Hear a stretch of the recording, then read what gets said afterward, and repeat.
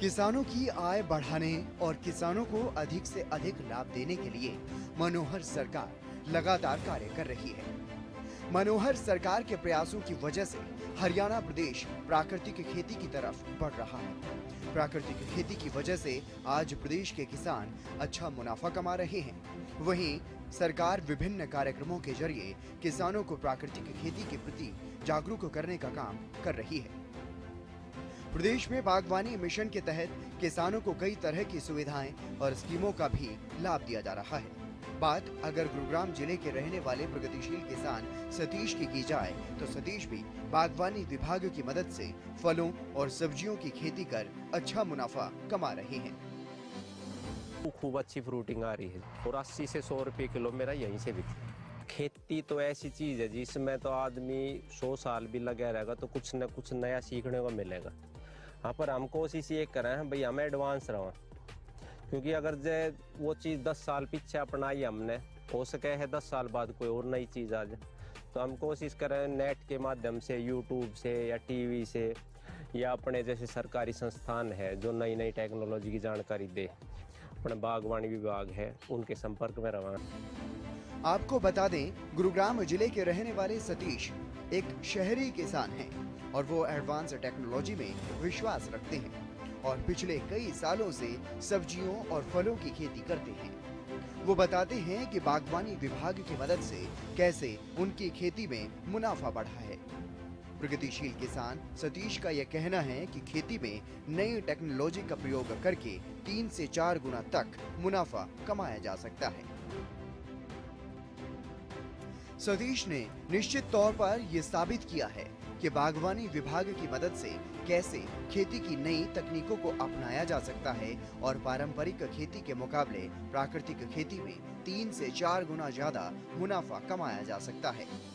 बता दें कि सतीश अब प्राकृतिक खेती करके लोगों के लिए मिसाल पेश कर रहे हैं।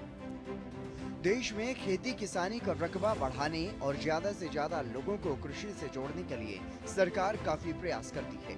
इसी तरह से कृषि प्रमुख राज्यों में गिने जाने वाले हरियाणा में सरकार भी किसानों को लगातार खेती के आधुनिक तरीकों से जोड़कर उन्हें लाभ देने का प्रयास कर रही है। इसी की बदौलत आज प्रदेश में काफी बड़ी संख्या में किसान इस खेती की ओर अग्रसर हैं।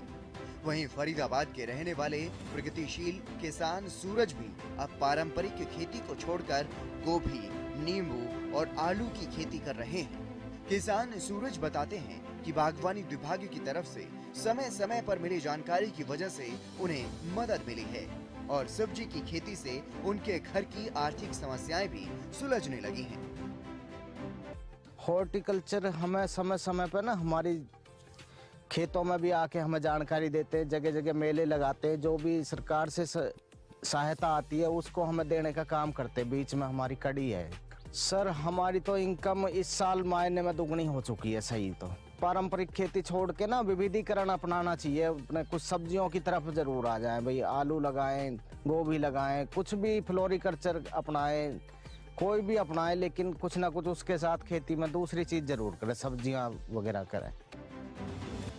मनोहर सरकार के प्रयासों से ही आज किसान पारंपरिक खेती को छोड़कर प्राकृतिक खेती की तरफ बढ़ रहे हैं। किसान सूरज ने यह बताया कि जब हम धान की खेती करते थे तो साल में एक बार ही पैसा मिल पाता था, लेकिन अब प्राकृतिक खेती की वजह से उनके पास हर समय पैसा रहता है, जिसकी वजह से किसान आत्मनिर्भर भी बन रहे हैं। ना सर, धान गेहूं जब हम करते थे तो साल में एक ही बार पैसा मिलता था, या मतलब छमाई कहते हैं उसे भाई, बैसाख में और दूसरा बरसात के मौसम में।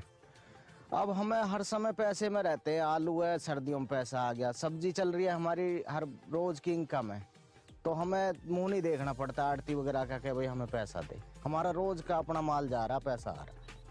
जो ये आप देख रहे हैं ना जी खेती, ये गोल के ऊपर लगी हुई है हमारी सब्जियां, जो तो आधा ही पानी लगेगा खेत में, पूरा नहीं लगेगा। मैं किसान भाइयों को ये सलाह देना चाहूँगा कि अपने माल की ग्रेडिंग करके, उसको तुड़ाई करके, अच्छे से छटाई करके, पैक करके जब अच्छी तरह से बेचे माल को, ऐसे ही ना लुटाएं कि भाई भरार तोड़ार पहुँचा दिया, उसमें नुकसान होगा किसान भाई को।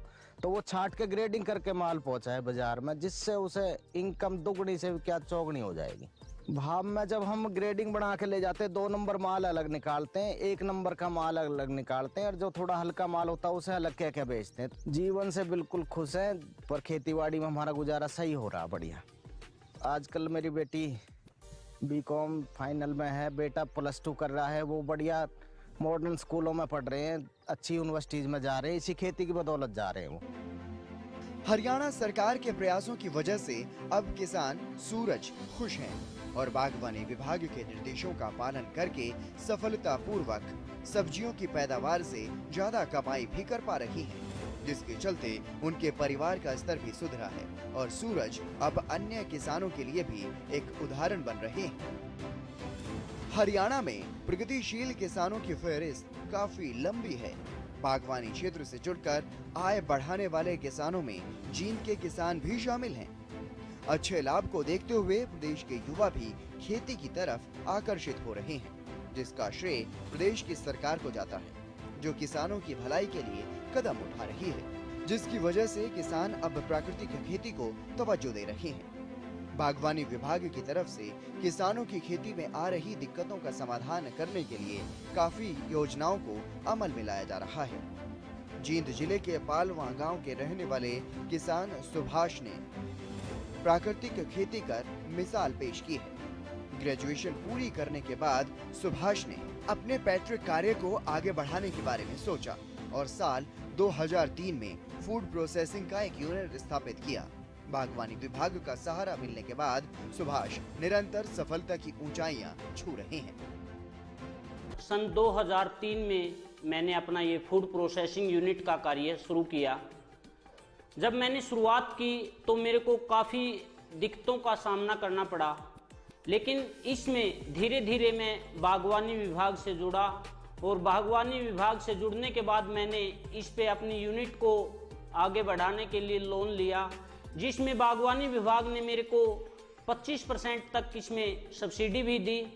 आज मैंने अपने गांव के लगभग 15 से 20 परिवारों को इसके अंदर रोजगार दिया हुआ है और मैं लगभग 40 से 50 प्रकार के आइटम इसके अंदर बनाता हूं। मैं अपना जितना भी प्रोडक्ट है खाद्य विभाग को भी देता हूं और अन्य दूसरे डिपार्टमेंट हैं। इसके साथ साथ मेरे खुद के अपने स्टोर बनाए हुए हैं। मैंने एक स्टोर मेरा उचाना के अंदर है और 3 स्टोर मेरे नरवाना के अंदर हैं। इसके साथ साथ मैंने अपना रोहतक के अंदर भी स्टोर खोला हुआ है।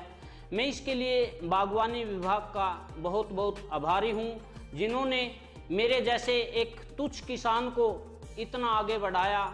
इसके लिए मैं बार बार बागवानी विभाग का धन्यवाद करता हूं और दूसरे किसानों को भी मैं ये बताना चाहता हूं कि आप भी अपने प्रोडक्ट को वैल्यू एडिड करके बेचना शुरू करें, ताकि जो आज किसान की हालत है वो ना रहे और वो अपने प्रोडक्ट को अच्छी प्रकार से वैल्यू एडिड करके यदि मार्केट के अंदर लेकर आएगा तो उसमें उसका मुनाफा भी काफ़ी अच्छा मिलेगा।